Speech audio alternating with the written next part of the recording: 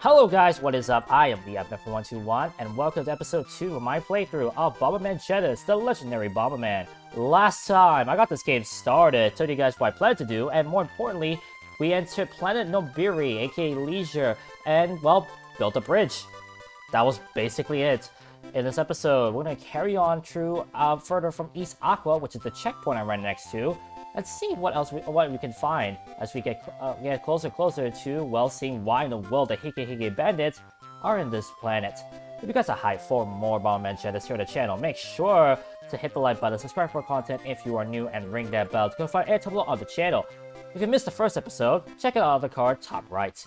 Now that we're in East Aqua, let's actually look around these houses, and we can see that one of the houses has an interesting symbol on that.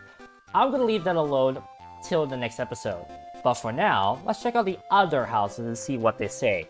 Again, I'm going to use my Google Translate to see what they say because I'm curious. As someone who has played this game so many times, the one thing that definitely bothered me was the fact that we actually didn't get to see what these people say. So now I guess you get to see what they say and see if it actually helps anyway. Tomorrow in Aqua no Kita Uguchi, there are two something. One is the entrance to Nishi Aqua, and the other is to go around the forest. I assume that means there are two ways to go once you go right of East Aqua, as you'll see in a moment. On the side, Kitano Dange, yes, Irigucho. Okay. Not sure what that means, but yeah. Ah, Hashi, well, you're healed. Oh? Hajima Dake-san over there, that's amazing. I wonder if this guy actually heals you, now that I think about it. Because I know there's some people around here actually just heal you for no cost if you talk to them. I wonder if he's one of them. Ah, it's the older brother of the Jetters. Ooh, let me say she recognizes them. I saw in the middle of the Hijibiki? A strange student went down to Forest Town in the east. Or a strange character went down to the east, something like that maybe? Yeah, maybe he's talking about a certain creature that went towards the south. Possibly, that's my guess. Oh, hang on. Ooh, I guess this girl is talking about maybe, possibly, the fact that there was a lot of a rumbling and you didn't know what happened. I guess that may be the same thing that broke the bridge, as mentioned in the last episode. Alright, how about this? How about you? You don't say much. You're standing in a ditch or a little thing, you can what? Hang on.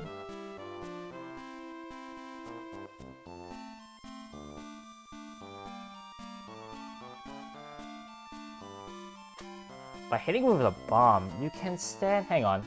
Let me try to translate this.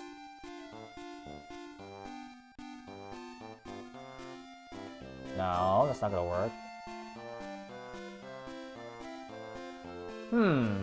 I think it's actually talking about the last thing that you can come out from any of the destructible items that you can actually, that I haven't showed yet, which I'll show in a moment. I believe that's what he's saying. Midori Hikase no Kunyoto has always been East Forest Town. How the Forest Town was going through the troubles that came. Okay. How about you? Midori Hikase, I'm studying. Being from old age, I heard you found a way. According to history, is very strong. It seems that he had a currency. It's a long time, although you can move. Doesn't it blow? I'm a little scared. She's definitely researching on something, alright? That's the thing. I just don't know what it is. Because studying is, of course, going to be translated to research.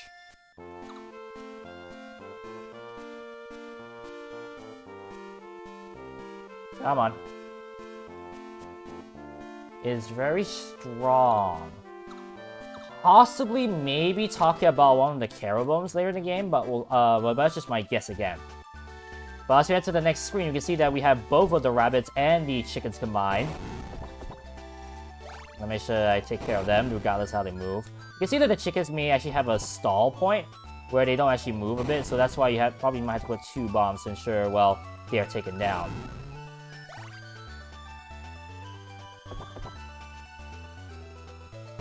Now, one of the guys back then, and ooh, nice! This is a gold bag that gives you 20G. If you find these more often, I'd say you're lucky. Although, and I say lucky because the generator for the items that spawn out of breakable items or enemies is random. Have fun trying to speedrun this game. Anyways, I know that someone mentioned that some creature went down to the south of this place, but what's the fun in following what other people say? Let's just carry on and see what is ahead of us instead. And you see that we have a dam of some sort, or a gate, maybe? I'm gonna assume it's a gate. And right here is blocked, so we can't get through. So let's see how we can open this gate with this guy inside this house, or hut. Well, wherever he is, he has a spear with him. Let's see what he says. Do you want to pass by? I'm sorry. Actually, hang on. I've lost the key to the thing. I can't open it without the door without it. I'm lost. I wonder where it went. Can you find it for me too? Maybe it fell to the river. It may have flowed towards Minami, which probably is the south of where we are. So he said that the key possibly has flown south. So let's follow the river right here and see where it leads us. Of course, let's be careful about the enemies that we find along the way, like this mantis again. Now, the thing is that I won't be able to showcase him trying to do close combat with me because I will have to go very close in order for that to trigger. Actually, not thinking about maybe... Well, no, maybe not this guy. But I can still do that. Or he can pop out of the way, never mind.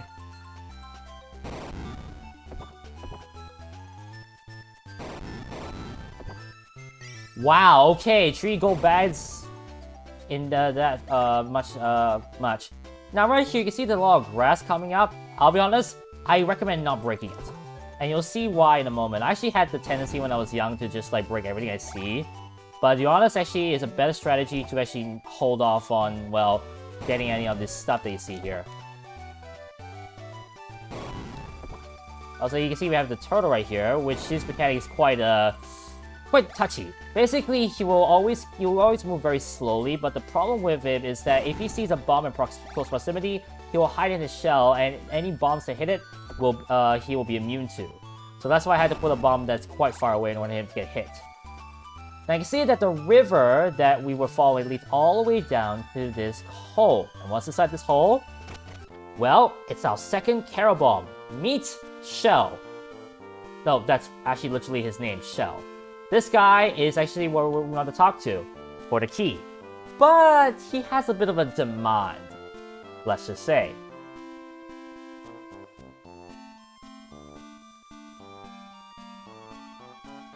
You want something from me, don't you?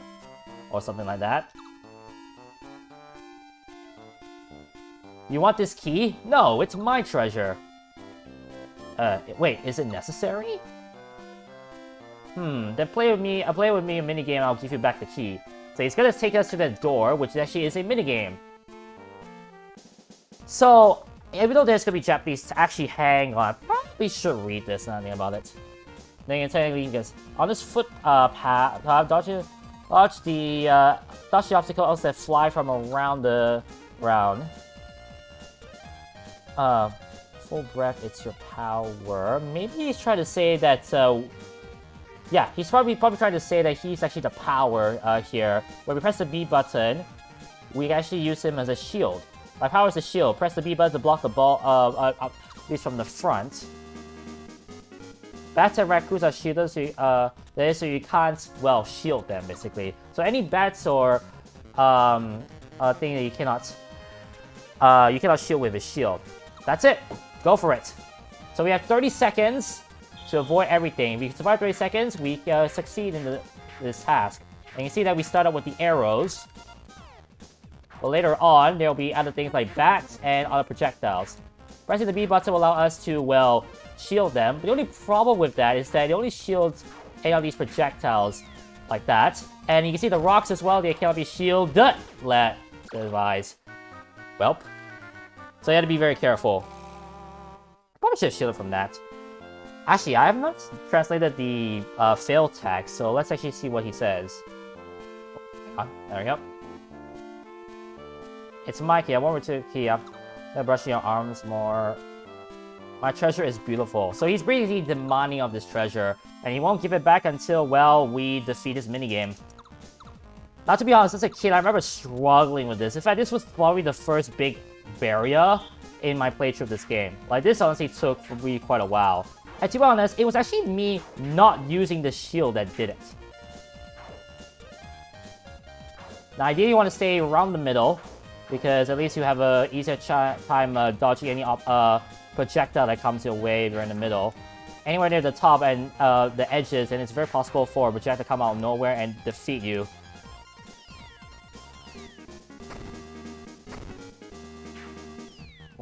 Got it! And once we survive that minigame,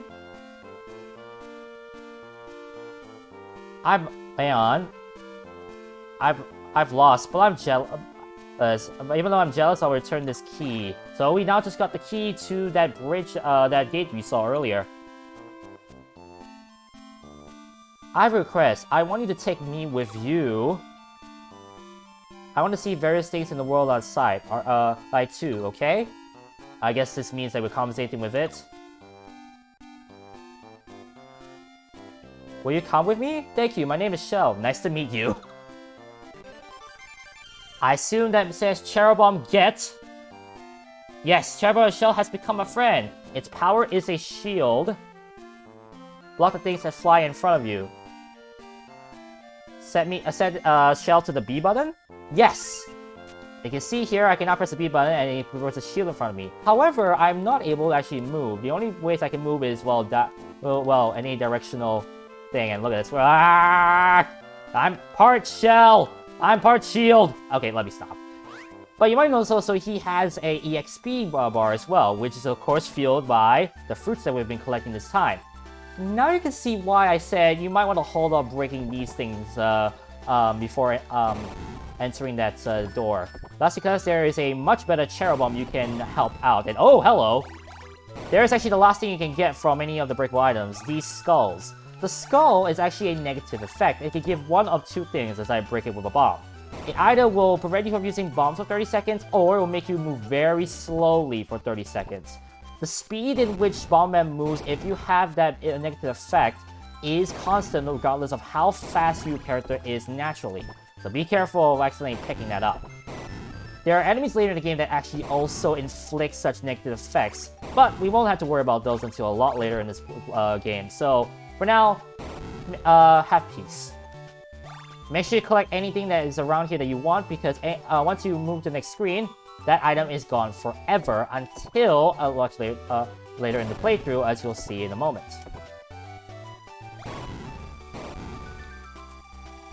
Okay, it looks like my gold bag luck has finally died down, honestly.